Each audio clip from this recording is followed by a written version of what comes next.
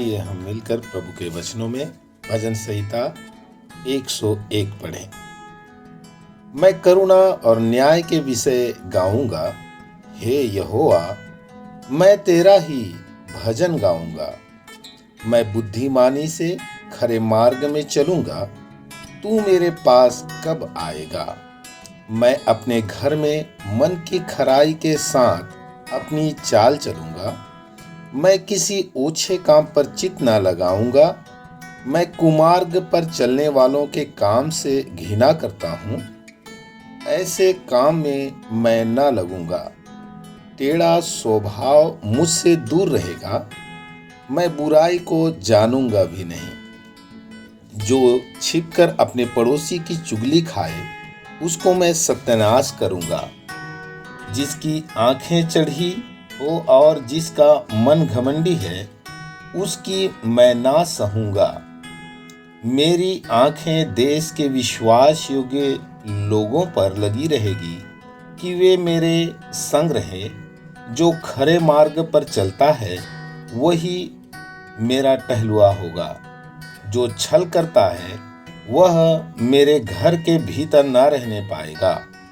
जो झूठ बोलता है वह मेरे सामने बना ना रहेगा।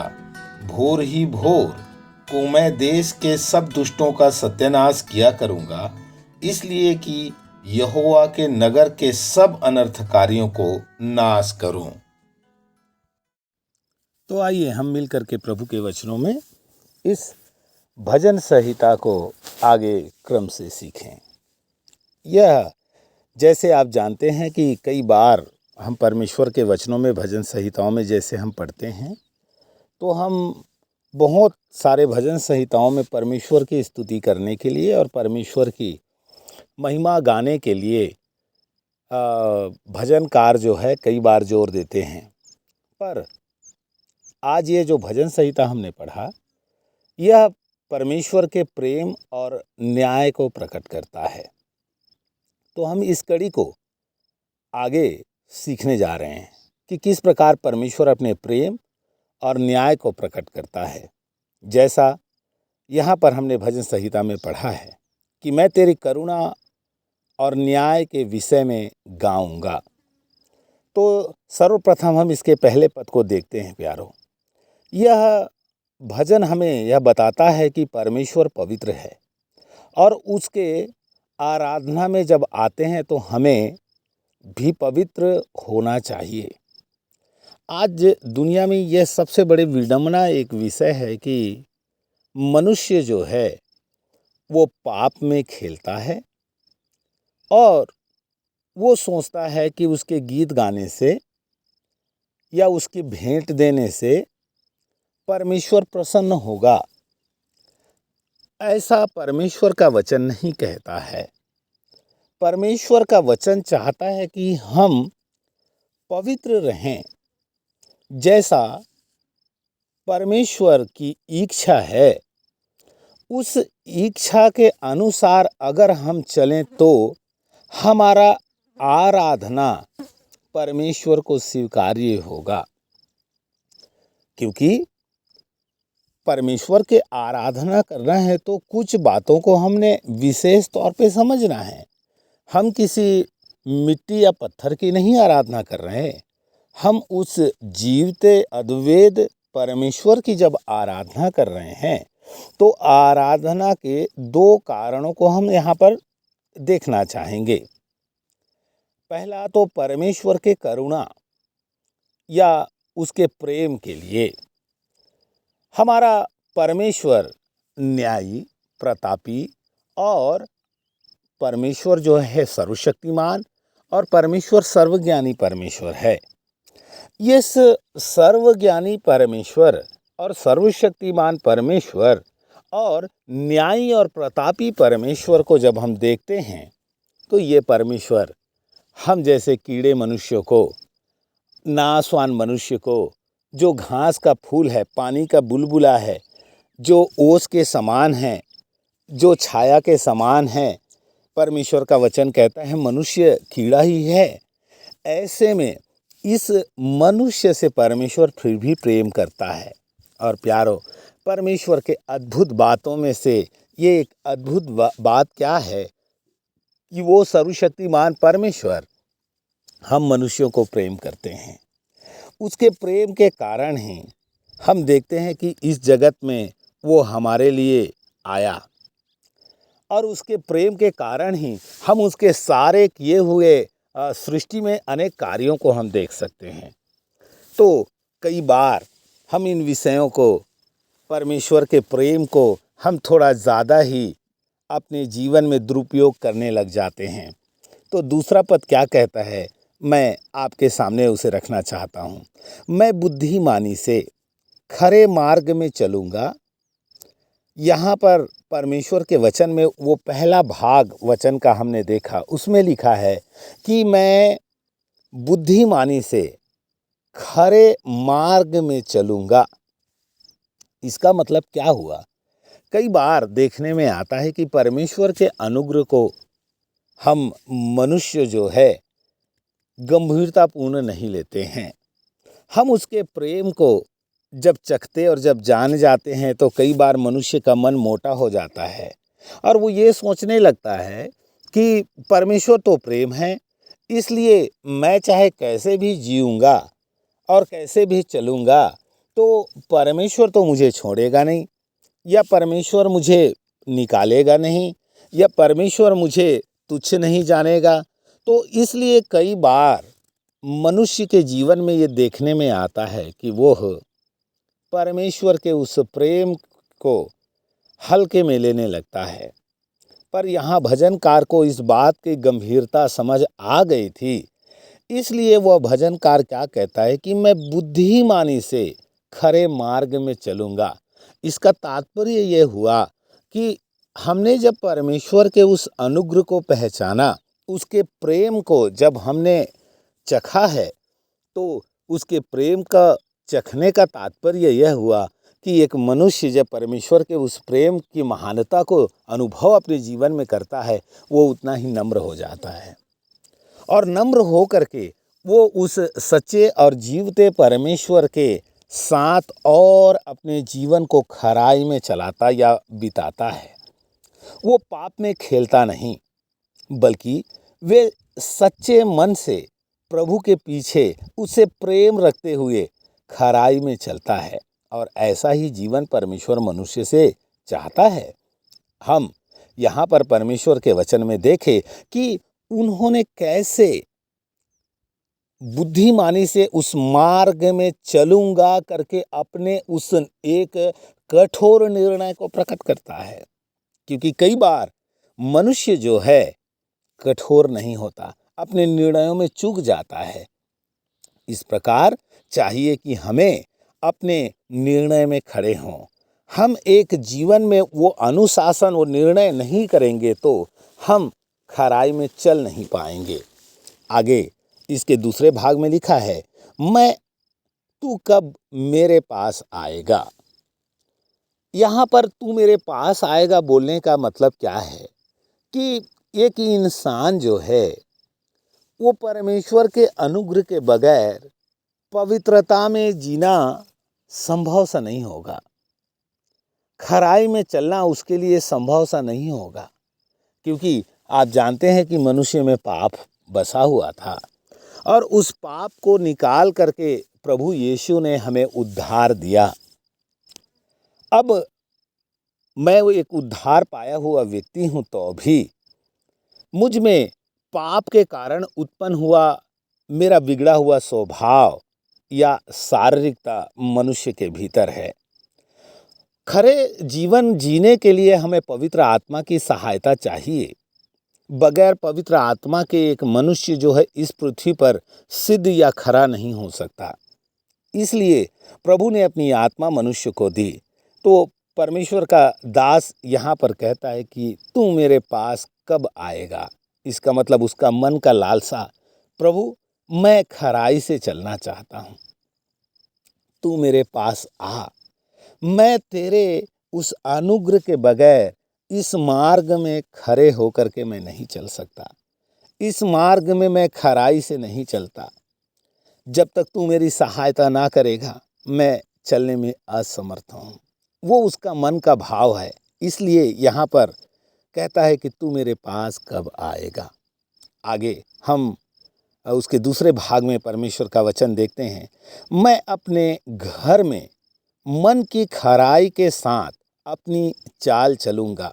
मनुष्य का जीवन, कई बार आपने देखा होगा कि इंसान जो है परिवार में कुछ और उसका जीवन होता है, लेकिन बाहर उसका जीवन कुछ और होता है। परिवार के बीच उस मनुष्य का असलियत या असली व्यक्तित्व सामने आता है, लेकिन बाहर रहने पर वो मनुष्य को अपने आप को अच्छा ही दिखाता है या अच्छा दिखाने का अपना सारा प्रयत्न करता है। ऐसे परिस्थिति के बीच एक इंसान का जीवन कपटपूर्ण हो जाता है। तो यहाँ परमेश्वर के दास जो है अपने शब्दों को किस प्रकार हमारे सामने रख रहा है। कहता है कि मैं केवल बाहर नहीं बल्कि मैं अपने घर में भी खराई से चलूंगा। ऐसा मनुष्य के जीवन में संभव नहीं हो पाता। हम कितनों को देख सकते हैं जो छली जीवन जीते हैं, जो पापपूर्ण जीवन जीते हैं, लेकिन यहाँ पर भजनकार इस बात को स्पष्ट करता है कि प्रभु मैं तेरे साथ केवल बाहर ही नहीं बल्कि अपने घर के भीतर भी मैं खराई के साथ चलूँगा। मुझे और आपको निश्चय एक ऐसे ही जीवन की आवश्यकता है कि हम मनुष्यों को दिखाने के लिए बाहर नहीं बल्कि हमारा एक भीतर हमारा जो जीवन है वो खराई से चले, ताकि हमारे परिवार भी, क्योंकि हमें अपने परिवार में वो नमूना प्रस्तुत तो करना है, तो इसलिए हमारे जीवन को बाहर से देखने वाले नहीं बल्कि हमें जो भीतर से देखने वाले लोग भी हमारे खरेपन को देखकर उस न्यायी परमेश्वर से डरने पाए। तो इस जगह में हमने देखा कि कैसे खराई से हमें चलना चाहिए। इसलिए वह परमेश्वर से सहायता मांग रहा था। मनुष्यों के सामने जीना तो अच्छा हो सकता है, उसके सामने तो कैसे भी जिए, वो आपके बाहरी रूप को ही देखेगा लेकिन उसके भीतर को नहीं देख पाएगा। लेकिन परिवार के हिस्सा, हमारे बच्चे या हमारी पत्नियां या हमारे पति या हमारे भाई या हमारे माता पिता, वो हमारे व्यक्तित्व को देखते हैं। हम कई बार क्या बोलते हैं उनसे उनको कुछ मतलब नहीं होता। वो तो हर कोई बोल सकता है, दुनिया में हर कोई ज्ञान अच्छे से अच्छा ज्ञान बांट सकता है, पर विषय मैं परिवार में कैसे जीता हूँ।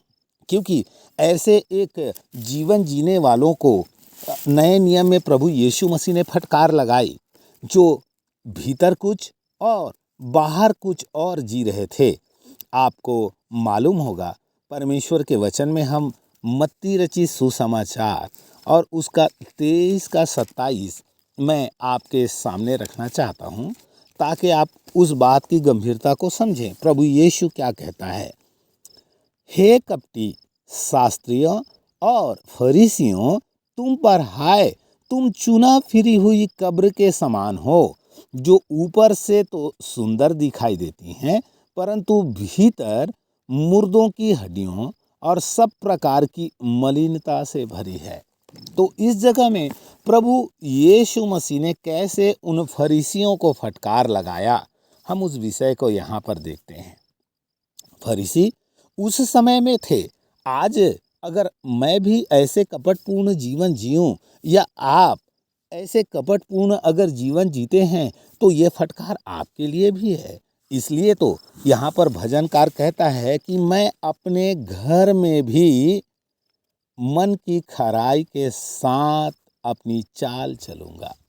तो चाहे लोग हमें देखें तो भी या ना देखें तो भी हम खरे मन के साथ चलें। इसका 3 आयत इस प्रकार लिखा है, मैं किसी ओछे काम पर चित्त ना लगाऊंगा, मैं कुमार्ग पर चलने वालों के काम से घृणा करता हूँ, ऐसे काम में मैं ना लगूंगा।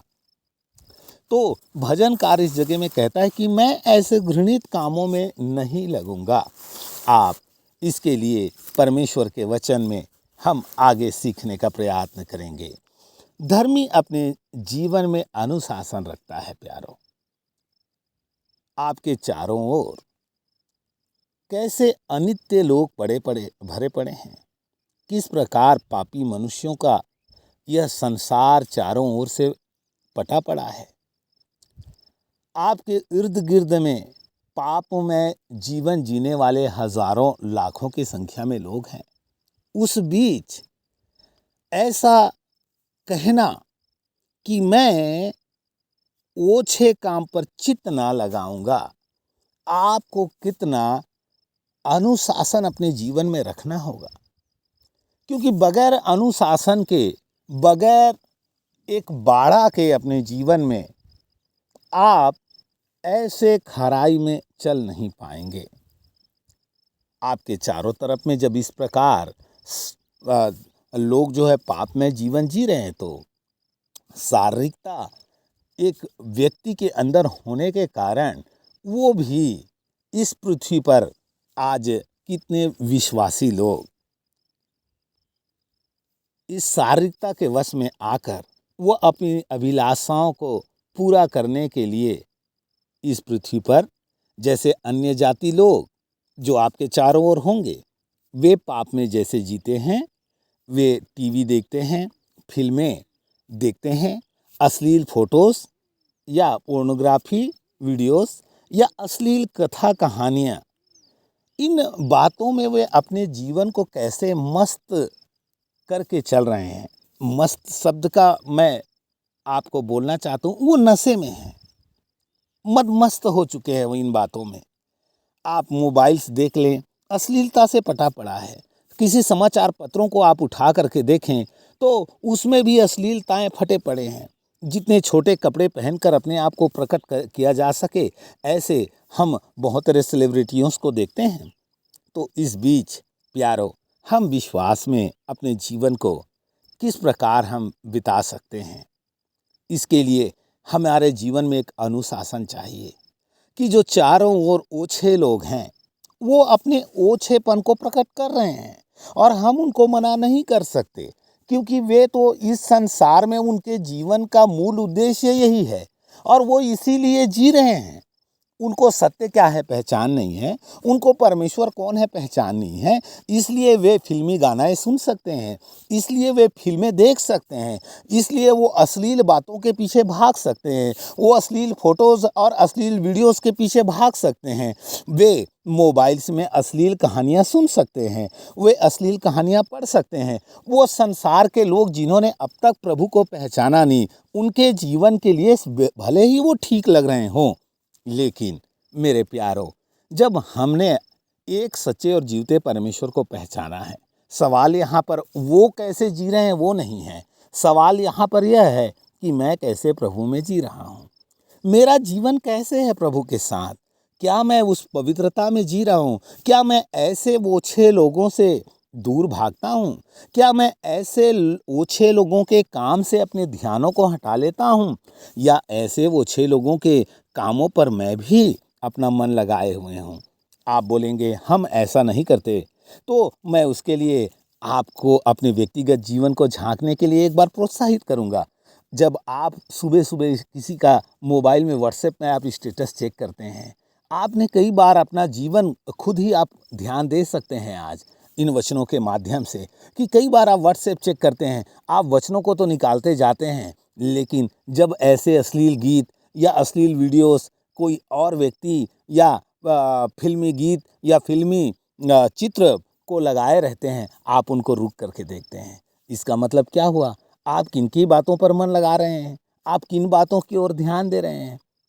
क्या परमेश्वर की या उन ओछे लोगों के कामों पर आप अपना मन लगा रहे हैं? ये आज आप अपने आप को जांच सकते हैं। मेरे प्यारो, हमें उसी भांति पाप से नफरत करना चाहिए जैसा परमेश्वर पाप से नफरत करता है। लेकिन बहुत बार जीवन में ये देखने को मिलता है कि हम पाप से समझौता करने लगते हैं। पाप से हमें घृणा नहीं, बल्कि उसके लिए हमारे अंदर वो प्रेम आने लगता है। यह एक प्रभु के जन को शोभा नहीं देता है। आगे चौथा पद क्या कहता है? टेढ़ा स्वभाव मुझसे दूर रहेगा, मैं बुराई को जानूंगा भी नहीं। तो इस जगह में देखते हैं कि वे अपने को टेढ़ा या भ्रष्ट लोगों से दूर रखेगा। जैसे ऊपर के तीसरे वचन में मैंने आपके सामने कुछ बातों को रखा। किस प्रकार टेढ़ा मनुष्य से हमें अपने आप को दूर रखने की आवश्यकता है। आज यह भारी समस्या है मसीह जगत में कि हम इसे बुरे संसार और टेढ़े भ्रष्ट मानसिकतावादी लोगों को देख रहे हैं चारों ओर। ऐसे में हमारे साथ चुनौती और बढ़ जाता है कि हमारा संगी कौन है। आज हम किसके साथ समय बिताते हैं? क्या ऐसे दोस्तों के साथ या फिर अपने प्रभु के चुने हुओं के साथ? ये बातें मैं आपके सामने क्यों रख रहा हूँ? क्योंकि बहुत बार हम उद्धार पाए हुए लोग ऐसे पापी और नीच लोगों के मध्य में रहते हैं। वे नीच लोग, वे पापी लोग जो अपने स्वभाव से ही भ्रष्ट हैं, और हम बहुत बार सोचते हैं कि हम उनके जैसे काम करके, उनके बीच में रह करके, उनके साथ उनके जैसे जीवन शैली बिता करके हम उन्हें उद्धार में ले आएंगे, या हम उनको प्रभु का प्रेम बता रहे हैं। ऐसा नहीं होता प्यारों। आप उनके बुराइयों में उनके बुराइयों में शामिल हो रहे हैं तो कभी भी आप उनको जीत नहीं सकते। इसलिए मैं ये नहीं कहता कि हमें पापियों से प्रेम नहीं रखना चाहिए। हमारा पिता जो सबसे बड़ा प्रेमी है, उसने तो पापी जगत से प्रेम करके अपना पुत्र को भी दे दिया। इसलिए मुझे और आपको निश्चय ऐसे व्यक्तियों से प्रेम करना चाहिए। पर परमेश्वर का वचन क्या कहता है कि मैं टेढ़ा स्वभाव मुझसे दूर रहेगा, मैं बुराई को जानूंगा भी नहीं। इसका मतलब ऐसे टेढ़े लोगों के बीच में जब हम रहते हैं, ऐसे टेढ़े चाल चलन वाले व्यक्तियों के बीच में जब हम रहते हैं, हम अपने जीवन को भली भांति जांचते और अब प्रभु के सामने अपने आप को रखते हुए पवित्रता से चलें। हम ऐसे टेढ़े मेढ़े दोस्तों के बीच जाकर उनके बुराइयों में शामिल ना हों। आप सोचेंगे कि नहीं, मैं ऐसे में उनको अपना मसीह का प्रेम दिखा रहा हूँ। ऐसा नहीं होता। आपको स्मरण होगा, डाकू बरअब्बा प्रभु यीशु के सामने एक प्रस्ताव लेकर आया था। उन्होंने प्रभु के सामने रखा था कि प्रभु, तेरी बुद्धि और मेरा ताकत अगर एक साथ मिल जाए तो हम रोमी साम्राज्य को खदेड़कर इज़राइल को उसका राज्य सौंप सकते हैं। लेकिन प्रभु ने कहा, मैं तेरे लिए अपना प्राण भी दे सकता हूँ, पर तेरे प्रस्ताव पर मैं सहमति व्यक्त नहीं कर सकता। इसी भांति मुझे और आपको भी ये टेढ़े लोगों के मध्य में, ये भ्रष्ट लोगों के मध्य में अपने जीवन को निष्कलंकता से जीना है। प्यारों, हमने दोस्ती करनी है ऐसे भाई बहनों से जो पाप में दबे हुए हैं। ऐसे लोगों को हमने प्रभु का प्रेम बांटना है, लेकिन हम उनके किसी भी बुराइयों में सहभागी ना हों। मुझे आशा है ये बातें आपको समझ आ रही होंगी। 5वां पद क्या कहता है हमारे सामने में? जो छिप कर अपने पड़ोसी की चुगली खाए उसको मैं सत्यानाश करूंगा। जिसकी आंखें चढ़ी हो और जिसका मन घमंडी है उसकी मैं ना सहूंगा। तो चुगली करने वाले से हमें दूर रहने के लिए यहाँ पर परमेश्वर का वचन कहता है कि छिपकर जो अपने पड़ोसी की चुगली खाए उसे मैं सत्यानाश करूंगा। मतलब हमने अपने जीवन में कई बार आपने देखा होगा कि जब हम चर्चों में जाते हैं, संगति में जब हम जाते हैं, तो हम कुछ लोग एक दूसरे के साथ अपने वो बुरे विचारों को बांटने के लिए ही जाते हैं। हम किसी व्यक्ति के बारे में वहाँ चुगली करने के लिए जाते हैं कि वो अमुक बहन या अमुक भाई वहाँ पर आएगा, मैं उसके साथ में ये बातों को बांटूंगा। किसी व्यक्ति के विषय में आप किसी और व्यक्ति के पास उनकी बुराई करना चुगली है प्यारों। ऐसे में आप थोड़ा अपना व्यक्तिगत जीवन को झांक करके देखें कि हम कितनी बार ऐसे करते हैं। किसी पापी मनुष्य को देखकर, कोई निर्बल भाई विश्वास में आने के बाद शायद उसके जीवन में कोई गिरावट आ गए, उस विषय को देखकर हम कितनी बार आंसू बहाए हैं प्रभु के पास, हम कितनी बार रोए हैं प्रभु के पास। नहीं, हमें रोने का समय नहीं रहता, हम उसके लिए प्रार्थना करने का समय नहीं रहता। पर हमने बहुत बार इस विषय को देखा है कि ऐसे किसी निर्बल भाई या निर्बल बहन के विषय में हम पूरे कलीसियाओं के बीच में आपस में चुगली करके भर देते हैं। मैं चुगली सुनने वाले से भी इस विषय पर कहना चाहता हूँ कि अगर आपने अपने कान चुगली सुनने के लिए लगाया है तो आप सावधान हो जाइए, क्योंकि चुगली आप सुनते हैं तो आप अपने कानों को इन दुष्टता से भर लेते हैं। आप बहरा हो रहे हैं किस विषय के लिए? परमेश्वर के आवाज के लिए। आपको परमेश्वर का आवाज तो सुनाई नहीं देगा प्यारो, पर ये आप चुगली से अपने कानों को भर रहे हैं तो ये चुगली आपको बहरा कर देगा, ताकि आप जीवते और सच्चे परमेश्वर के आवाज को ना सुन सकें। इसलिए मैं आपसे विनती करना चाहता हूँ कि आप ऐसे बुराइयों से दूर रहें, आप इन चुगलियों से दूर रहें, क्योंकि ये चुगलियाँ आपके जीवन को तबाह कर सकती हैं, आपको बर्बाद करने में कोई कसर ना छोड़ेगी ये। इसलिए मेरे प्यारो, मैं आपको बोलना चाहता हूँ कि आप इन चुगलियों से दूर भागें। क्यों चुगलियों से दूर भागने के लिए मैं आपको बोल रहा हूँ प्यारो? आज इस पृथ्वी पर आप देखेंगे कितनों का जीवन इन चुगलियों ने बर्बाद कर दिया है, उनके जीवन को तहस नहस कर दिया हुआ है। वो चुगली सुन सुन करके उनके अंदर परमेश्वर का भय नहीं रहा, वे परमेश्वर से डरना छोड़ दिए हैं, उन्होंने अपने आप को नाश होने के लिए सौंपा हुआ है। इसलिए मेरे प्यारो, मैं आपसे विनती करता हूँ कि आप ऐसे बुराइयों से बचे रहें, आप ऐसे बुराइयों से दूर रहें, क्योंकि ये बुराइयाँ आपके जीवन को निगल जाएंगी। कथा कहानियाँ जो सुनाने वाले छिप छिप करके कितने लोग आपने देखा होगा ऐसे ऐसे बातें करते हैं, उनका बात कभी ख़त्म ही नहीं होता।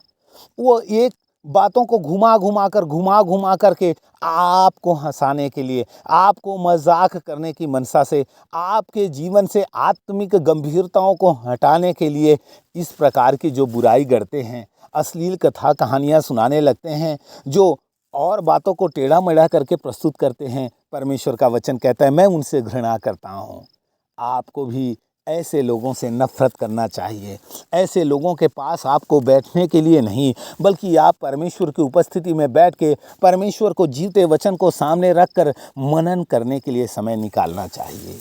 यहाँ पर इसका दूसरा भाग कहता है कि परमेश्वर कैसे उन घमंडियों को परमेश्वर नाश करेगा। इसके लिए मैं 2 आयतें आपके सामने और पढ़ना चाहता हूँ।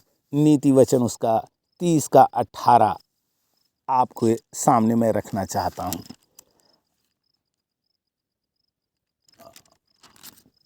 तीन बातें मेरे लिए अधिक कठिन है, वरन 4 है जो मेरी समझ से बिल्कुल परे है। मेरा पद, एक पीढ़ी के लोग ऐसे हैं, उनकी दृष्टि क्या ही घमंड से भरी रहती है और उनके आंखें कैसी चढ़ी हुई रहती है। देखिए, बोलता है कि उनकी आंखें घमंड से भरी रहती है। इसी नीति वचन उसका 6वां अध्याय और उसका 17वां आयत भी मैं आपके लिए पढ़ना चाहता हूँ। अर्थात घमंड से चढ़ी हुई आंख, झूठ बोलने वाला जीभ और निर्दोष का लहू बहाने वाला हाथ, इनसे परमेश्वर को नफरत है। अगर 16 पद से पढ़ें तो 6 वस्तुओं से यहोवा बैर रखता है, वरन 7 है जिनसे उसको घृणा है। तो यह घृणित कार्य है करके हम परमेश्वर के वचन में देखते हैं। कौन सा घमंड? आपको मालूम है, यह घमंड लूसीफर का पतन का कारण है। यह घमंड में पड़ने वाले लोगों को पहचान में बहुत कम आता है कि वे पाप में गिर गए हैं, ऐसा उनको एहसास नहीं होता। ऐसे घमंडी लोग कभी भी परमेश्वर की अधीनता या परमेश्वर के वचन का निर्देश या मार्गदर्शन को वो अगुवाई नहीं करेंगे। अगर आप उनके पाप के विषय में उन्हें बोलें तो वो आपको उल्टा बुरा भला कहेंगे। ऐसे व्यक्ति या ऐसे घमंडियों से परमेश्वर नफरत करता है। ऐसा एक घमंडी व्यक्ति, वह परमेश्वर को ग्रहण योग्य नहीं हो सकता। तो प्यारो, इस प्रकार के घमंडी व्यक्ति जो परमेश्वर के वचन की निंदा करते या परमेश्वर के वचन को तुच्छ जानते हैं, आपको भी उनसे दूर रहने की आवश्यकता है, क्योंकि आप उनके नज़दीक रह कर के आप उनके घमंड के दंड में सहभागी ना हों। आप उनके साथ हाँ में हाँ मिलाकर आप परमेश्वर का अपराधी ना हो जाएं। हम परमेश्वर के वचन में भजन संहिता का उसका 101 भजन संहिता का उसका हम 6वां वचन परमेश्वर के देख सकते हैं।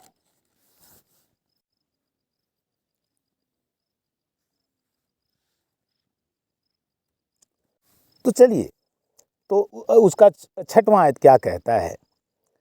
मेरी आंखें देश के विश्वास योग्य लोगों पर लगी रहेगी कि वे मेरे संग रहें। जो खरे मार्ग पर चलता है वही मेरा टहलुआ है।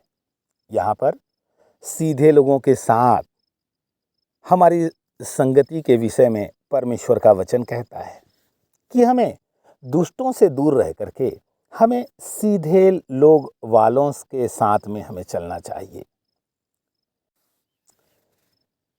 6वां वचन, मेरी आंखें देश के विश्वास योग्य लोगों पर लगी रहेगी, वे मेरे संग रहेंगे।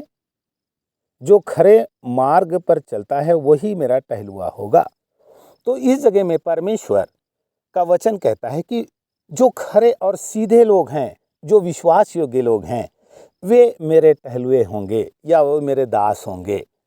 तो अगर इस पृथ्वी पर का एक राजा अपने लिए ऐसे एक व्यक्ति को ढूंढता है, तो अनंत राजा जिसके साथ मुझे और आपको सदैव रहना है, वह परमेश्वर कैसा व्यक्ति को चाहता होगा। तो चाहिए मुझे और आपको कि हम ऐसे सीधे लोगों के साथ संगति में रहें और हम बुराई से दूर रहें। यह सीधा मन वाला व्यक्ति या सीधा लोग हमें परमेश्वर के जनों के बीच में मिलेगा, जो परमेश्वर का भय रखते हैं। इसलिए पापी लोगों के साथ आप संगति से दूर रहें। उनके साथ अगर आप चलते हैं, उनके साथ आप रहेंगे, तो 10 बातें परमेश्वर का विरोध में वो आपको बोलेंगे और आपको वो परमेश्वर का विद्रोही बना देंगे। लेकिन अगर आप अपने से अधिक आत्मिक व्यक्ति के साथ अगर अपना जीवन व्यतीत करते हैं और आप जिनको जानते हैं कि वे आत्मा में आपसे अच्छे मजबूत हैं और वो प्रभु के नज़दीक रहने वाले लोग हैं, तो आप उनके साथ नित्य संगति करते हैं, तो आप भी इन बुराइयों से दूर हटकर वो परमेश्वर के प्रेम में आप बने रहकर आप परमेश्वर के और नज़दीक आ सकते हैं। तो चुनाव मैंने और आपने करना है। फैसला मेरे और आपके हाथ में है। हम क्या चाहते हैं? क्या हम ऐसे बुरे लोगों की संगति करें या फिर हम परमेश्वर के उस न्याय को देखते हुए, डरते हुए हम ऐसे लोगों के साथ संगति करें जो परमेश्वर का भय रखते हैं? उसका 7 और 8 इस प्रकार कहता है, जो छल करता है वह मेरे घर के भीतर ना रहने पाएगा। जो झूठ बोलता है वह मेरे सामने बना ना रहेगा। भोर ही को मैं देश के सब दुष्टों को सत्यानाश किया करूंगा, इसलिए कि यहोवा के नगर के सब अनर्थकारियों को नाश करो। इस बीच देखिए परमेश्वर का वचन क्या कहता है कि कैसे दुष्ट का नाश तड़के तड़के भोर ही को होगा। बोलने का तात्पर्य है कि उस जीवते परमेश्वर के राज्य में जो परमेश्वर पाप को देख नहीं सकता, जिसको पाप से नफरत या घृणा है, वह परमेश्वर के साथ अगर मेरा और आपका जीवन अगर होना है, तो हमने ऐसे ही बुराई को नफरत करना है। लेकिन बहुत बार देखने में आता है प्यारों कि मनुष्य जो है संसार को देख करके संसार जैसे बुराइयों में अपना जीवन व्यतीत कर रहा है, उसी प्रकार वो भी ढलने लग जाता है। हम अपने जीवन में उस पवित्रता को बनाए ना रखकर हम अपने जीवन में उस खरेपन को बनाए ना रखकर हम इस संसार के टेढ़े लोगों के समान हम भी टेढ़े हो जाते हैं। अगर ऐसा जीवन है तो मैं आपको चिताना चाहूँगा कि परमेश्वर दुष्टों को बर्दाश्त नहीं करता, वो न्यायी है। हमने उसके इस भजन संहिता में उसके प्रेम को देखा है और उसके न्याय को, कि परमेश्वर न्यायी होने के कारण हमने इन चीज़ों से हट करके रहना है। आप बोलोगे कि ऐसा हम अगर करने लगे तो हम संसार के किस कोने में जाकर खड़ा होंगे। बिल्कुल आप सत्य बोलते हैं कि आप किस संसार के कोने पर जाकर खड़ा होंगे अगर हम ऐसे बुरे लोगों से घृणा करने लगे, बुरे लोगों से हम दूर हटने लगे। तो इसका मतलब आपको घर छोड़ करके भागने की आवश्यकता नहीं, आपको वैराग्य लेकर के किसी जंगल पहाड़ गुफाओं में जाकर रहने की आवश्यकता नहीं, बल्कि आप अपने घरों में रहकर, आप अपने परिवारों में रह करके ऐसे बुरे लोगों से आप दूर रह सकते हैं। दूर रहने का तात्पर्य आप उनके इन बुराइयों में शामिल ना हों, आप उनके इन बुराइयों से नफरत करें, पाप से आप वैसे ही घृणा करें जैसा परमेश्वर घृणा करता है। तो इस पृथ्वी पर एक पवित्र जीवन, एक खरा जीवन जीना आपके लिए भी संभव हो सकता है। तो हमने इन भजन संहिताओं में इन बातों को देखा कि कैसे परमेश्वर जो है अपने न्याय को प्रकट करता है और अपने प्रेम को कैसे वो हम मनुष्यों तक पहुंचाता है। इन बातों को देखने के कारण भजन का लेखक कहता है, मैं करुणा और न्याय के विषय गाऊंगा, हे यहोवा मैं तेरा भजन गाऊंगा। आइए मैं और आप भी परमेश्वर के इस प्रेम और न्याय को देखते हुए हम उसमें मगन हों, ना कि बुराइयों में, ना के पाप में, ना के दुष्टता में, ना के चुगलियों में और ना के हम परमेश्वर को रिस दिलाने में, परंतु हम परमेश्वर और उसकी महिमा की स्तुति गाने में मगन हों। आइए हम उस जीवते परमेश्वर को निहारते हुए अपनी अपनी दौड़ पूरी करें। प्रभु आप सबको आशीष दे।